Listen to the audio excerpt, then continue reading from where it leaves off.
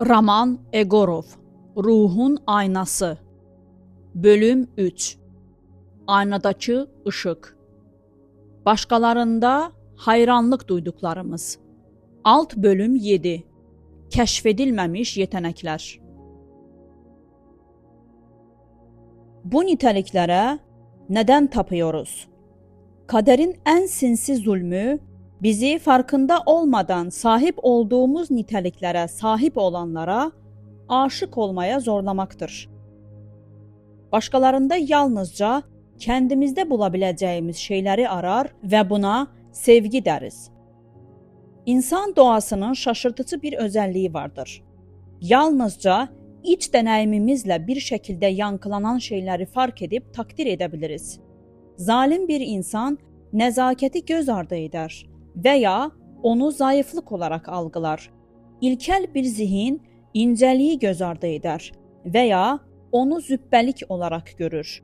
Kapalı bir kalp sevgi hissetmez veya onu manipülasyon olarak algılar. Dünyada yalnızca kendi içimizde olanı görürüz. Bilgeliğe hayran kalabiliyorsak, bu bilgelik tohumlarının ruhumuza zaten ekildiği anlamına gelir. Güzellikten etkileniyorsak, bu güzelliğin kalbimizde zaten yankılandığı anlamına gelir. Yeteneği fark edersek, içimizde benzer bir yeteneğin uyanmayı beklediği anlamına gelir. Her hayranlık bir otoportredir.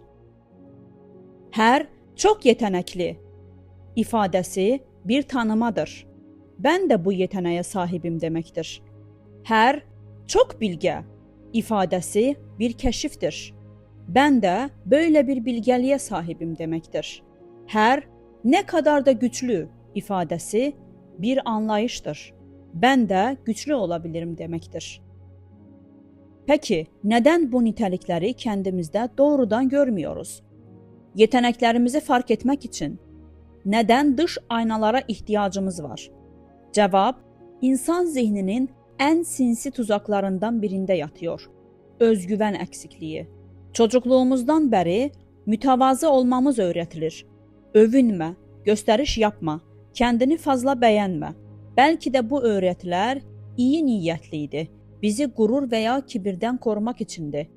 Ancak bunun yan etkisi kendi yeteneklerimizi görmezden gelmeyi ve kendi değerimizi hiçe saymayı öğrenmemiz oldu. Yeteneklerimizi kabul edersek kibirli görünmekten korkarız. Yeteneklerimizi ilan edersek yine kibirli görünmekten korkarız. Kendimizi parlatmamıza izin verirsek yargılanmaktan korkarız. Sonuç olarak yeteneklerimiz gizli kalır. Var olmadıkları için değil, onları fark etmeye cesaret edemediğimiz için. Ve sonra ruhumuz bunun etrafından dolaşmanın bir yolunu bulur. Bu nitelikleri bize başkalarında gösterir.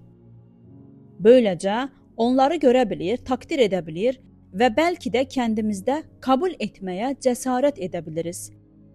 Hayranlık duyduğumuz her insan kendi potansiyelimizin bir aynası haline gelir. Belirli bir örneği ele alalım. Diyelim ki birinin şefkat kapasitesinden derinden etkilendiniz. Acıyı nasıl teselli edeceğini, kederli birine nasıl doğru kelimeler bulacağını veya ihtiyacı olan birine nasıl yardım eli uzatacağını bilen birini gördünüz. Kalbiniz hayranlıkla ve aynı zamanda hafif bir üzüntüyle dolar. Ne kadar harika, keşke onun gibi olabilseydim.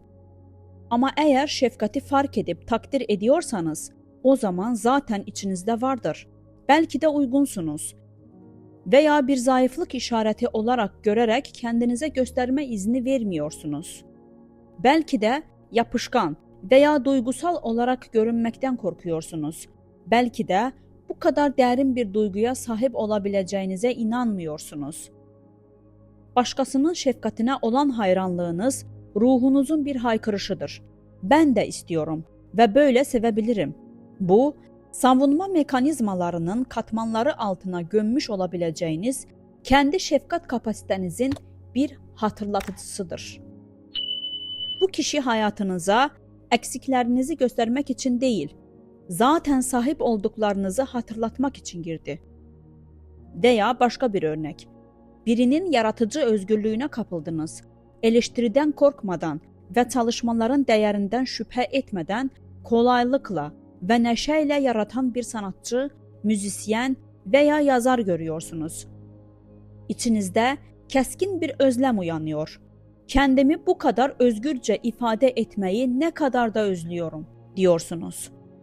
Bu melankoli içinizde yaratıcı bir dürtünün yaşadığının bir işaretidir. Belki de onu praktik olmadığını veya anlamsız olduğunu düşünerek bastırdınız. Belki de yargılanmaktan veya başarısızlıktan korkuyorsunuz. Belki de yaratıcılığın seçilmiş birkaç kişinin ayrıcalığı olduğuna ikna oldunuz ve siz onlardan biri değilsiniz. Ancak yaratıcı özgürlüğü fark etme yeteneğiniz ve takdir etme yeteneğiniz sanatçının sizin içinizde de yaşadığını gösterir. Hayran olduğunuz kişi bu sanatçıya özgürlük vermeye cesaret etti. Size ulaşılamaz bir ideali değil, kendi potansiyelinizi gösterirler. Özellikle acı verici zamanlar kendimiz için ulaşılmaz olduğunu düşündüğümüz niteliklere hayran olduğumuz zamanlardır. O çok kendine güveniyor ve ben her zaman şüphe ediyorum. O çok cesur, ben ise bir korkağım. O çok bilgedir, ben ise aptalım. Kendimizle hayranlık duyduğumuz kişi arasında aşılmaz bir uçurum yaratırız. Ancak bu uçurum bir yanılsamadır. Güveni görüp takdir edebiliyorsak, o zaman güven tohumuna sahip oluruz. Cesareti fark ediyorsak, o zaman cesaret kalbimizde uyur. Bilgeliğe değer veriyorsak, ruhumuzdaki bilgelik zaten uyanıyor demektir. Sorun, bu niteliklerin yokluğu değil, onları kabul etme isteksizliğimizdir. Kendimizi güvensiz, korkak veya aptal olarak görmeye o kadar alışmışız ki başka türlü hayal edemiyoruz. Kendimizi tanımlama biçimimiz bir hapishaneye dönüşmüş. Kendi potansiyelimizi görmemizi engelliyor. Hayranlık duyduğumuz her insan bize bu hapishanenin anahtarını sunuyor. Bize bak, mümkün. Eğer benim için mümkünse senin için de mümkün. Hepimiz aynı malzemeden yapılmışız. Bilinç, sevgi, sonsuz potansiyel diyorlar. Peki, neden bazıları parlamaya cesaret ederken diğerleri gölgelerde saklanıyor? Mesele yeteneklerin sayısı değil. Biz hepimiz evrenden zengin bir miras aldık. Mesele bu mirası kabul etmeye ve kullanmaya istekli olmaktır. Bazı insanlar yeteneklerini ifade etmelerini teşvik eden bir ortamda büyürler. Yaratıcı çabaları övüldü, deneyleri desteklendi ve hataları nedeniyle eleştirilmediler. Kendilerine inanmayı ve yeteneklerini ifade etmekten korkmamayı öğrendiler. Diğerleri eleştiri, alay veya kayıtsızlıkla karşılaştı. Yaratıcı dürtüleri boşuna uğraşma, ciddi bir şey bul, bunda iyi değilsin sözleriyle karşılandı. Reddedilmenin acısından kaçınmak için yeteneklerini gizlemeyi öğrendiler. Bazıları ise belirli niteliklerin takdir edilmediği, hatta kınandığı bir ortamda büyüdü. Hassasiyet zayıflık, zeka kibir, sanat anlamsızlık olarak görüldü. Yeteneklerinden utanmayı ve ifadelerini bastırmayı öğrendiler.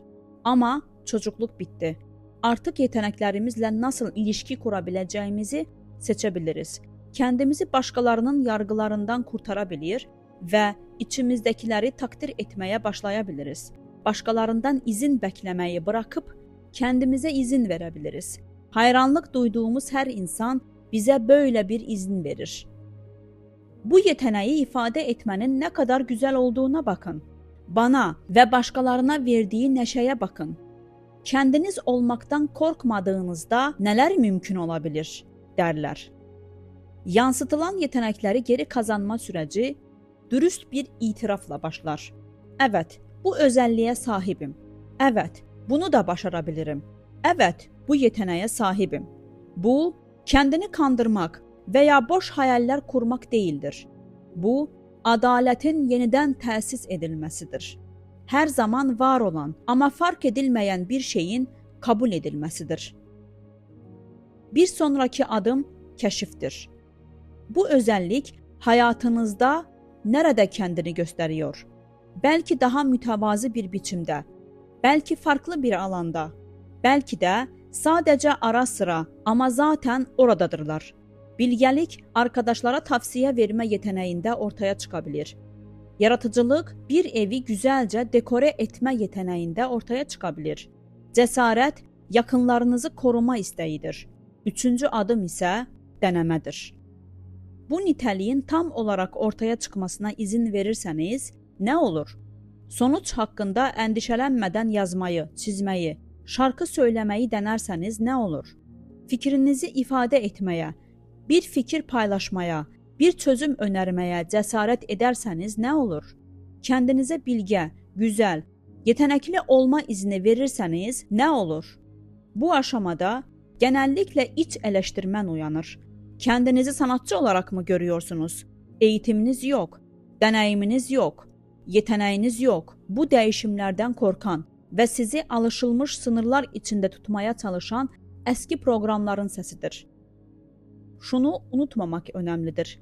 Yaratıcı olma hakkına sahip olmak için profesyonel olmanız gerekmez. Yeteneklerinizi ifade etmek için mükemmel olmanız gerekmez. Değerli olmayı beklemenize gerek yok. Zaten değerlisiniz. Kendinizi ifade etme hakkınız başkalarının onayına veya mükemmellik arayışına bağlı değildir. Her insan benzersizdir ve yetenekleri de benzersizdir. Bilgeliğiniz diğerlerinden farklı olacaktır. Yaratıcılığınızın kendine özgü bir tadı olacaktır. Gücünüz ise kendine özgü bir şekilde kendini gösterecektir. Hayran olduğunuz kişileri kopyalamayın. Aynı nitelikleri ifade etmenin size ait yolunu bulun. Yeteneklerinizi ifade etmeye başladığınızda inanılmaz bir şey olur. Putlara olan ihtiyacınız azalmaya başlar. Kendinizde bulmaya başladığınız şeyi başkalarında aramayı bırakırsınız. Hayranlık, ulaşılmaz olana duyulan özlemden ruh eşinizi tanımanın sevincine dönüşür. Hayranlık duyduğunuz kişileri ulaşılmaz tanrılar olarak değil, yaratıcı süreçteki meslektaşlarınız olarak görmeye başlarsınız. Üstünüzdeki öğretmenler olarak değil, yanınızda yürüyen yoldaşlar olarak. Eksikliklerinizin kaynağı olarak değil, zaten sahip olduklarınızın aynaları olarak. Bu, başkalarından öğrenmeyi veya yeteneklerini takdir etmeyi bırakacağınız anlamına gelmez. Tam tersine, kendi yeteneklerinizi fark ederek başkalarının yeteneklerini daha derinlemesine anlayabilir ve takdir edebilirsiniz. Bir sanatçı, bir resmin güzelliğini diğerlerinden daha iyi anlayacaktır. Bir müzisyen, bir melodinin uyumunu daha keskin bir şekilde hissedecektir. Bir bilge, kelimelerdeki gerçeği daha doğru bir şekilde ayırt edecektir. Ama artık hayranlığınıza acı dolu bir melankoli eşlik etmeyecektir. Başkalarının başarılarına kendinizi yetersiz hissetmeden sevineceksiniz. Kendi başarılarınızı küçümsemeden onların başarılarından ilham alacaksınız. Kendi değerinizi kaybetmeden başkalarından öğreneceksiniz.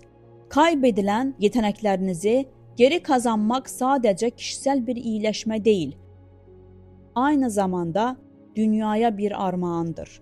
Eşsiz yeteneklerimizi ifade ettiğimizde dünyaya yeni bir şey getiririz. Kimse yeteneklerinizi sizin gibi ifade edemez. Kimse sizin getirebileceğiniz güzelliği, bilgeliği veya sevgiyi getiremez. Farkına varılmamış her yetenek tüm insanlık için kayıptır. Keşfedilmemiş bir armağan, söylenmemiş bir şarkı, çizilmemiş bir resim, fark edilmemiş bir keşiftir. Yeteneklerimizi korku veya şüpheyle gizlediğimizde dünya daha da fakirleşir. Tersine parlamaya cesaret ettiğimizde başkalarına parlama fırsatı veririz. Yeteneklerimizi ifade etme cesaretimiz çevremizdekilere de kendi yeteneklerini ifade etmeleri için ilham verir. Eşsiz olma isteğimiz başkalarını da eşsiz olmaya teşvik eder. Başkalarının kendi potansiyellerini görebilecekleri aynalar haline geliriz. Hər insanın eşsiz yeteneklerini ifadə etdiyi, kimsenin yargılanma korkusuyla saklanmadığı, herkesin tam benliği olmaya cesaret ettiği, yeteneklerin nehirler gibi özgürce aktığı, insan kültürünün bahçesini beslediği bir dünya hayal edin. Bu dünya mümkün. Ve bu sizinle başlıyor. Kendi yeteneklerinizi görmə və kabul etmə istəyinizlə. Kendinizde bulabiləcəklərinizi başkalarında aramayı bırakma kararınızla. Her zaman içinizde olan ama ortaya çıkmayı bekleyen ışığı patlatma cesaretinizle. Hayran olduğunuz her insan size kendi potansiyelinizi hatırlatmak için geldi.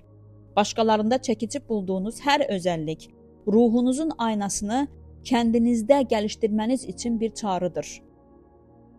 Her hayranlık kendinizi keşfetmeye bir davettir. İçinizdekileri başkalarında aramayın. Her birimizin içinde uyuyan nitelikleri ifade etmeye cesaret eden kəslərə tapmayın. Kendini gerçekleştirme yolunda sizinle birlikte yürüyenlerle karşılaştırıldığınızda kendinizi küçümsemeyin. Hayran olduğunuz kişilere dürüstçe bakın. Onlardaki hangi özellikler sizi çekiyor? Hangi yetenekler hayranlık uyandırıyor? Hangi tezahürler özlem uyandırıyor?